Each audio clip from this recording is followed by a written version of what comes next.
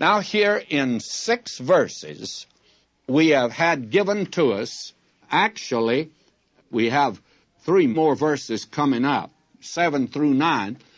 And in 9 verses, we have had the word 1,000 years repeated 6 times. Now, it must be pretty important to put that kind of emphasis upon it. And therefore, let me say that the early church believed in what was known as Chiliasm. That was the teaching of the early church. And those that rejected it were considered actually in a state of heresy, because the early church believed in a literal 1,000 years, and Chiliasm means that. Now, there came in later on the teaching that the 1,000 years would be established by the church. The church would produce a perfect world, and then Jesus would come and find everything in apple pie order. But that's just not the way this section presents it, you see. He's coming in judgment, and if everything was in apple pie order, then there would be no need to put down rebellion and judge and make war. He'd certainly be an intruder if he did that, if everything was good. But somebody says, you don't mean to tell me there was a time when man actually believed that the church was going to build the kingdom down here on this earth? Yes, my friend, hasn't been too long ago, to tell the truth. But back in 1883, a commentator, Justin A. Smith, and I have his commentary, he made this statement: "But upon the other hand, what a tremendous force is the Christianity of today, when all is said.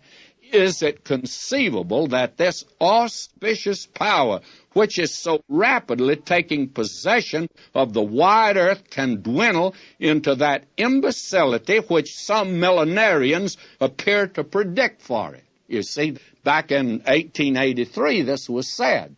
And those of us that are premillennialists today, we would be called a bunch of pessimists, that we predicting that the world is going to get worse, there's going to be apostasy in the church. Why, they didn't believe that. Listen to what he said. "It has been said that in 25 years more, if the present rate of progress continues, India will become as thoroughly Christian as Great Britain is today."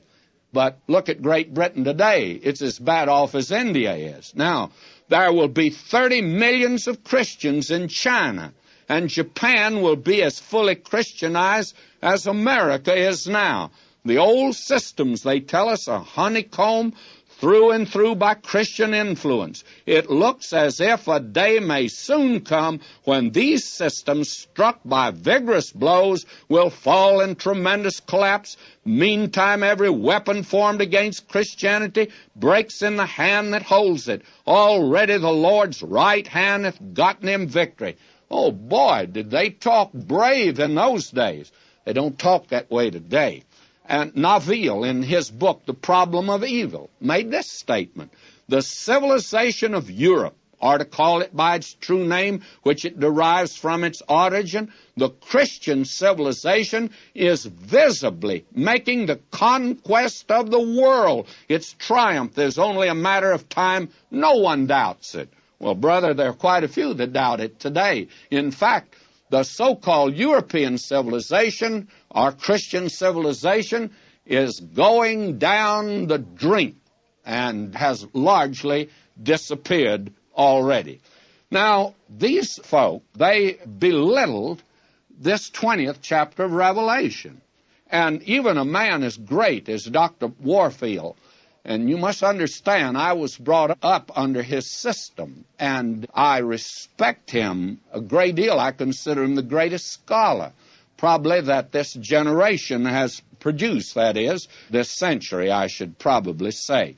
And he says that there's no reference to such an age as a millennium here on this earth, save in, these are his words, so obscure a portion as Revelation 20.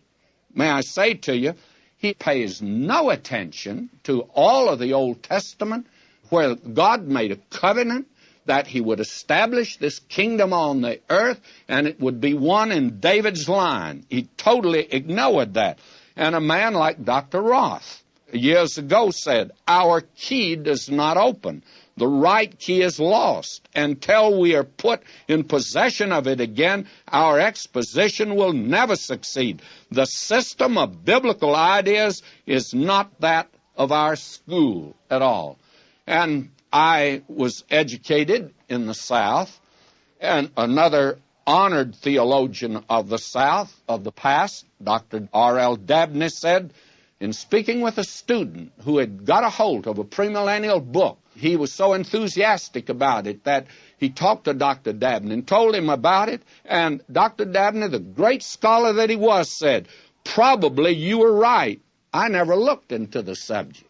Very frankly admitted, he was honestly admitting that he just never studied prophecy. And the late Dr. Charles Hodge, who wrote a ponderous tome, in fact, 2 of them, on theology, and that's the theology I studied in school, but he very frankly said that eschatology just wasn't his bag, only he didn't use that expression. He used a different one. Let me read and quote from him. The subject cannot be adequately discussed without taking a survey of all the prophetic teaching of the Scriptures, both of the Old Testament and the New. This task cannot be satisfactorily accomplished by anyone who has not made the study of the prophecies a specialty. The author, now this is Dr. Hodge, knowing that he has no such qualifications for the work, proposes to confine himself in a great measure to a historical survey of the different schemes of interpreting the scriptural prophecies relating to the subject. Now, today, all of that's changed. There's a lively interest today in prophecy. But I wish there were more that were as honest that Dr. Hodge is and say, well, I haven't really studied this subject as I should have. And unfortunately, a great many men are speaking on the subject of prophecy that have not actually studied this subject. This is a very important subject and a vital subject. And may I say to you, I don't claim to have any special qualification at all for it.